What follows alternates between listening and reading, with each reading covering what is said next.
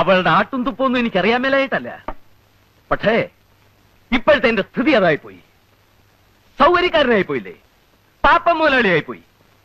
പട്ടി കടിക്കാനായിട്ട് ഇലക്ഷനിൽ നിന്ന് പഞ്ചായത്ത് പ്രസിഡന്റുമായി. ഇല്ലെങ്കിൽ എന്റെ പഴയ സ്വഭാവത്തിനായിരുന്നെങ്കിൽ ഏലിയമ്മയും മക്കളെയും കൂടി ചവിട്ടിയും പുറത്തിറക്കിയേനി. ഉള്ളതാപ്പാ, അപ്പന്റെ ഈ മണാഗുണ വർത്തമാനം അല്ലാതെ പ്രവൃത്തിയിലൊന്നും കാണാനില്ല. ഒരു ദിവസത്തേക്ക് എന്നെ ഒന്ന് ഫ്രീ ആയിട്ട് വിട്. ആ തള്ളയും മക്കളെയും കൂടെ ചവിട്ടി ഞാൻ വഴിയിറക്കി കാണിച്ചു തരാം. ഒന്നാം തരം ഒരു വീടും ബംഗ്ലാവും കെട്ടിയിട്ട് അതിന്റെ മുമ്പിൽ കുടികിടപ്പുകാരെ പോലെ ഒരു കൂനാമൂച്ചി പെരയും അതങ്ങോട്ട് തട്ടിപ്പൊളിച്ച് കളഞ്ഞ നമ്മുടെ വീട്ടിന് എന്നാ ഷോ ആയിരിക്കും അപ്പാ പുറത്തുനിന്ന്. അപ്പൻ എന്നാ അത് മനസ്സിലാവാത്തത്? കൊല്ലം 2,000 ഇറങ്ങിത്തരാൻ പറഞ്ഞിട്ട് പൊന്നുമല കൊടുക്കാമെന്ന് പറഞ്ഞിട്ടും ഇറങ്ങുന്നില്ല. ഇനി അങ്ങോട്ട് ചവിട്ടി ഇറക്കണം. അപ്പനൊന്ന് കണ്ണടയ്ക്കാമോ? ഞാൻ ഇറക്കിത്തരാം. മോനെ ജിമ്മി, നീ നല്ല ജീവനോടിരിക്കുന്നത് കണ്ടിട്ട് കണ്ണടച്ചാൽ മതിയെന്ന് ഈ അപ്പനുണ്ട്. വളരെ കഷ്ടപ്പെട്ട ആ തള്ളയില്ലാത്ത നിന്നെയും ഈ കുഞ്ഞിനെയും ഞാൻ വളർത്തി ഈ നിലയിലാക്കിയത്. ആ ഏലിയാമ്മയുടെ ആങ്ങളമാരുണ്ടല്ലോ, ഗജപോക്രികള്, ഉപ്പുകണ്ടം ചട്ടപ്പിമാര്, അവരെ നീ തല്ലിയിറക്കും. അവന്മാര് വന്ന് നിന്നെ എടുത്തിട്ട് മെതിക്കും. എന്റെ പൊന്നപ്പാ, അതൊക്കെ പിച്ചാത്തിയും വെട്ടുകത്തിയും കേസാ. ഞാനേ തോക്കെടുക്കും, തോക്ക്. ആ തോക്കും വെടികൊണ്ട് ഒന്നും വേണ്ട. ഇന്ന് വികാരി അച്ഛൻ ഒരു കോംപ്രമൈസ് വെച്ചിട്ടുണ്ട്. നോക്കട്ടെ എന്താവുന്ന്. മരം കയറി മറിയാമ്മേ. നിന്റെ തള്ളയാടാ മരം കയറി മറിയാമ്മ. ഞാൻ എന്റെ തള്ളയെ തന്നെയാ വിളിച്ചത്. വെറുതെ അല്ലടാ മരമാക്രി. നിന്റെ തന്ത ഷാപ്പിലിരുന്ന് തന്തയ്ക്ക് 7 ദിവസം മുമ്പുണ്ടായവനെന്ന് നിന്നെ വിളിക്കുന്നത്. ഒരുത്തം കെട്ടവനെ. എനിക്ക് പള്ളിയിൽ പോയാലുള്ളതാ. വന്ന് കാപ്പിതാണല്ലേ.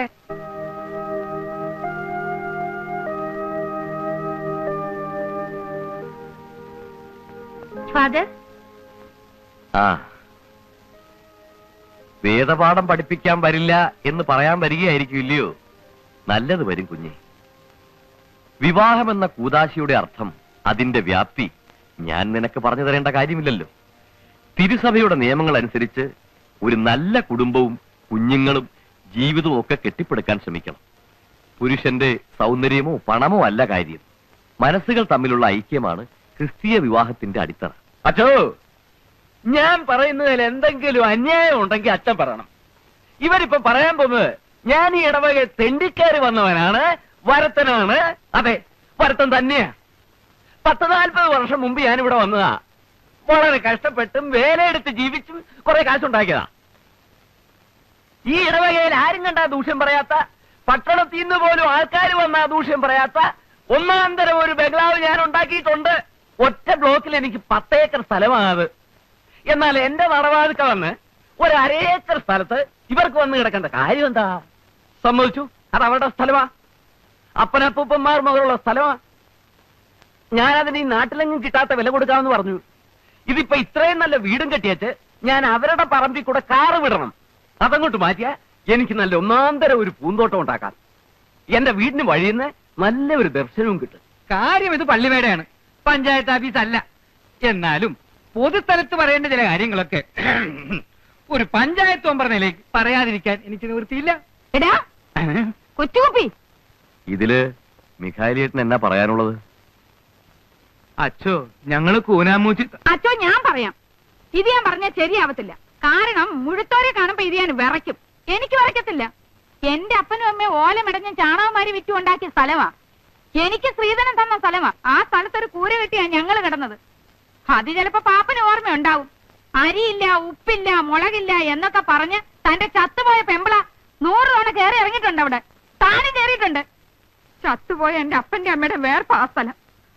ആ പറമ്പ് കൊത്തിക്കളയ്ക്കുമ്പോ ഞാൻ അവരെ ഓർക്കും. അച്ചോ, എനിക്ക് അവിടുന്ന് മാറാൻ പറ്റുകയില്ല. പിന്നെ ആകെയുള്ള 1/2 ഏക്കർ സ്ഥലത്ത് നിന്ന് 4 സെന്റ് സ്ഥലം ഇവർക്ക് എങ്ങനെ വഴിക്ക് വിട്ടു കൊടുക്കും? ഇയാളെ വേറെ പോകാൻ. അച്ചോ, എന്തെങ്കിലും കടുങ്കൈ ഞാൻ ചെയ്തെന്നിരിക്കും. അപ്പൊ പിന്നെ പള്ളിയിൽ നിന്നൊരു ചോദ്യം ഉണ്ടായിരുന്നു. ആ, അത് തന്നെയാ ഞാനും പറയുന്നത്. എന്തെങ്കിലും കടുങ്കൈ ഞാനും ചെയ്തെന്നിരിക്കും. എന്റെ കൈ അത്ര മോശമൊന്നുമല്ല. ഏലിയാമേ, ദൈവത്തിന് നിരക്കാത്ത വർത്താനം പറയരുത്. നിങ്ങളൊന്ന് മിണ്ടാതിരിക്കണ്ടേ മറി. നിർത്താൻ.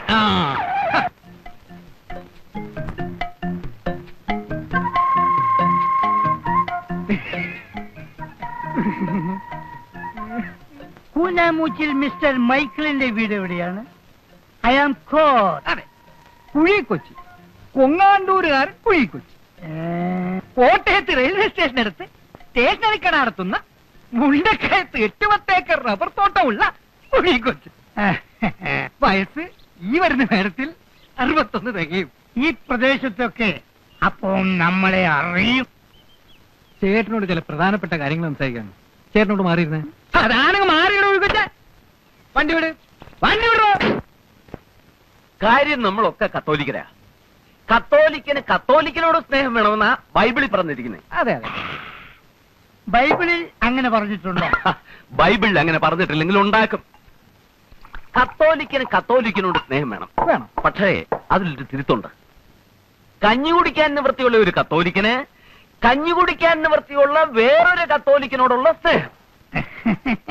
അതാണ് എനിക്കും ചേട്ടനും തമ്മിലുള്ള ബന്ധം. പക്ഷേ ഉടുതുണിക്ക് മറുതുണിയില്ലാത്ത മിഖായലിനോട് എനിക്ക് സ്നേഹം വേണോ? കാര്യവയൽക്കാരനാണ്. ആ, ചേട്ടന്റെ മോനെ ഞാൻ നേരി കണ്ടിട്ടില്ല. കണ്ടിട്ടില്ല.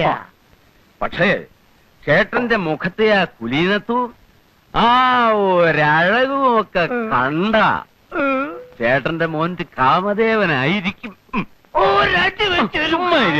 അല്ലടാ പാപ്പി? പിന്നെ ഈ തന്തയുടെ മോനല്ലയോ, മോശം വരത്തില്ല. ആ കാര്യം ആ പെണ്ണ് കാണാൻ സുന്ദരിയാ. പക്ഷെ ചേട്ടന്റെ മോന് ഇത് വേണോ? ഒന്നാമത് ഭ്രാന്ത്. ഞാൻ പറഞ്ഞല്ലോ, ചികിത്സിക്കാത്ത വൈദ്യന്മാരില്ല. ഇനി ആ പെണ്ണിന് ഭ്രാന്തില്ലായിരുന്നെങ്കിൽ തന്നെ ചേട്ടന്റെ മോന് ആ പെണ്ണെ കെട്ടാൻ കിട്ടില്ല. അതെന്താ പാപ്പച്ച അങ്ങനെ? ഒരു തന്തയ്ക്കും പറയാൻ പറ്റാത്തതാ. എന്നാലും ഉള്ളതുപോലെ പറയണമല്ലോ. എന്റെ മോനില്ലേ ജിമ്മി, ചെറുപ്പത്തിന്റെ ശാലം കുരുത്തക്കേടൊക്കെ ഉണ്ടെന്ന് വെച്ചോ. അവന് വീട്ടിൽ ചില പോക്കുവരത്തൊക്കെ ഉണ്ടായിരുന്നു. 2 പെൺപിള്ളാരും ഉണ്ടെന്നോ തള്ളയും കൂടെ ഉണ്ടെന്നോ ഒക്കെ നാട്ടുകാർ പറയുന്നു. പിന്നെ അവളെയും കൊണ്ട് എറണാകുളത്തോ പാലക്കാട്ടോ ഒക്കെ പോയി എന്നാ പറയുന്നേ. ഏതായാലും അവക്ക് വട്ടു വന്നേ പിന്നെ അവൻ വലിഞ്ഞു.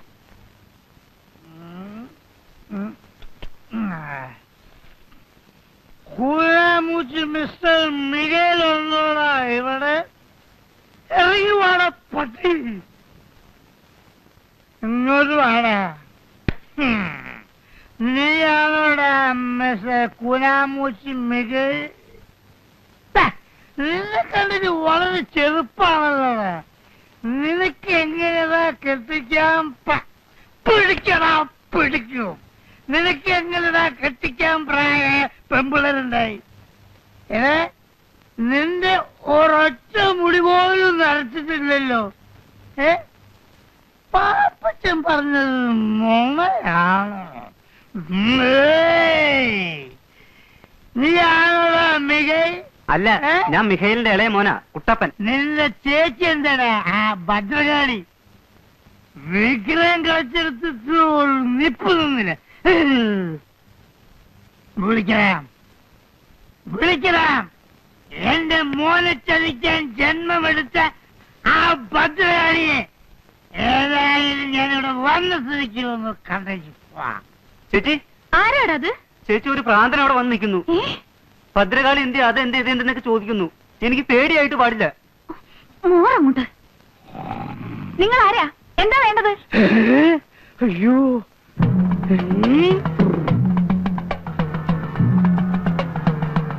കൈകൊണ്ട് നിൽക്കുകയാണെന്നാ തോന്നുന്നത്. കർത്താവേ, നീ ചുട്ട കോഴിയെ പറപ്പിക്കല്ലടി.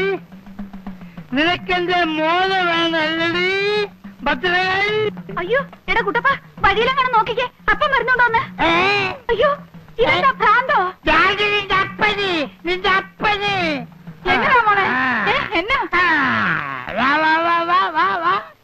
താനായിരിക്കും മിസ്റ്റർ മിഗേൽ. എന്നെ മനസ്സിലായോ? അങ്ങനെ നോക്കണ്ട. അയ്യോ എന്റെ കർത്താവേ, ചേട്ടൻ ഇരുന്നാട്ടെ. എന്നെങ്ങനെ ഇരുത്താൻ നോക്കണ്ട. പിന്നെ നിനക്ക് മനസ്സിലായില്ലേ? നിന്റെ അമ്മായിപ്പനാകാൻ പോകുന്ന ആളാടി. രാവിലെ എങ്ങോട്ടൊന്ന് പട്ടച്ചാരയൊക്കെ കേറ്റിട്ട് വന്നിരിക്കുക. പട്ടച്ചാരയോ? ഞാൻ സ്പോർട്സാ കുടിച്ചത്. അങ്ങനെ കാഞ്ഞിരപ്പള്ളി പാപ്പൻ പട്ടച്ചാരയും കുടിച്ചിരുന്നു. ഇപ്പല്ല. അപ്പോ 15 years old. World is old. എടോ മികേലെ, കള്ളപ്പുണ്യാള, തന്റെ ഭദ്രകാളി കൂടിയ മകളെ എന്റെ മകന് കെട്ടിച്ചു കൊടുത്ത് എന്നെ പറ്റിച്ചേ നോക്കുകയാണല്ലേ? താനെന്തോടെ ഉമ്മ വെച്ച് കളിക്കണം? ദൈവത്തിന് നിരക്കാത്ത വർത്താനം പറയല്ലേ എന്റെ പൊന്നു കൊച്ചേ. ഏത് ഭദ്രകാരുടെ കാര്യ? നിങ്ങൾ കള്ളും കുടിച്ച് അതും ഇതും പറയാതെ. എടാ മികായിലെ ഉളുപ്പില്ലാത്തവനെ, എടാ രാവിലെ വീട്ടിൽ വന്ന് അനാവശ്യം പറയരുത്. എവിടെ എന്റെ കൊട എവിടെ? വാടി, വാടി അങ്ങോട്ട്. വേണ്ട. നമുക്ക് സമാധാനം ഉണ്ടാക്കാം. വാടി, ചേട്ടത്തി വിട്. അമ്മയ്ക്ക് വേണ്ട അമ്മച്ചി. വേണ്ട. തള്ളക്ക് പറഞ്ഞു അതേടാ പട്ടേടാ. മാറി. വിടി എന്നെ. ഞാൻ പിന്നെ വെളിക്കോട്ടെ. എടാ അവിടെ നിൽക്കണം. ഇയാൾക്ക് അവിടെ എന്താ നിൽക്ക്. പറ്റി എന്റെ കർത്താവേ? നിങ്ങൾക്ക് ബുദ്ധി വന്നില്ല എന്റെ മനുഷ്യ. ആ പാപ്പനുണ്ടല്ലോ, അവന്റെ വേലയാ. പറഞ്ഞത് കേട്ടില്ലേ? അവിടുന്ന് കൊടുത്ത പട്ടയും ചാരായെല്ലാം കുടിച്ചേച്ച് വന്നേച്ചാ ഇവൻ ഈ വർത്താനം എല്ലാം പറഞ്ഞത്. അങ്ങോട്ട് ചെന്ന് 4 വർത്താനം ഞാൻ പറഞ്ഞേച്ചും വാ.